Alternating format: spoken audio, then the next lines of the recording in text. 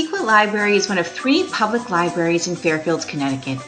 It's located in Southport Village, an historic district within the town.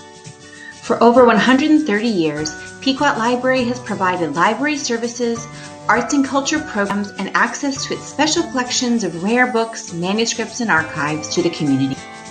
Pequot Library was founded in 1894 by Southport resident Virginia Marquand Monroe.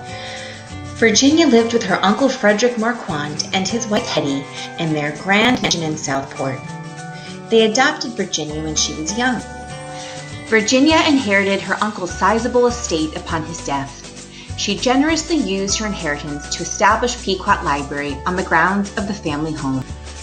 Construction on the library began in secret in 1887, behind the Marquand mansion.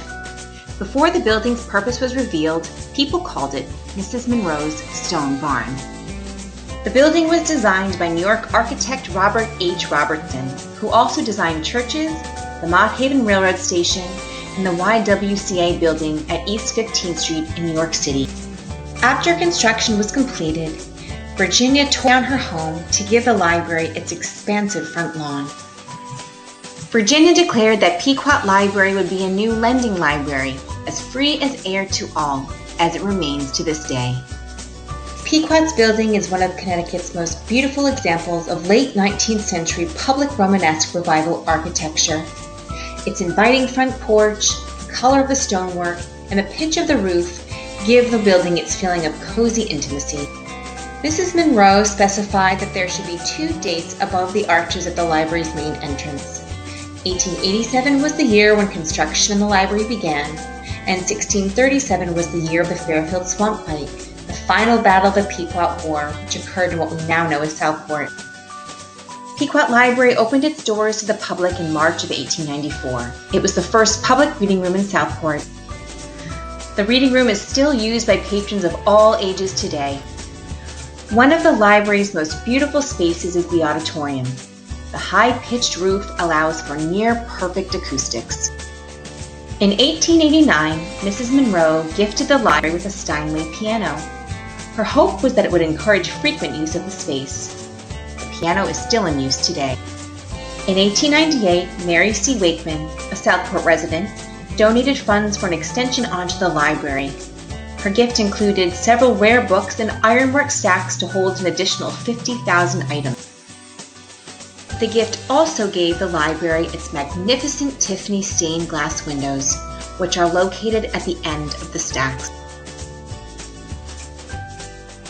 The upper level of the stacks, the mezzanine, features glass floors to allow light to flow into the space from downstairs.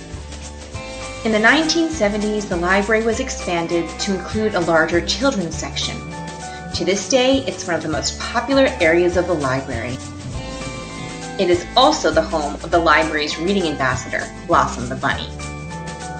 In May of 2018, the library opened 3 reimagined existing spaces for rare books to be on view to the public every day of the year. The Dillon Reading Room, a space for students and scholars to work with Pequot's special collections, is located in a portion of the mezzanine. The May Room, which is next to the main reading room, includes display cases for special collections materials and seating for quiet reading.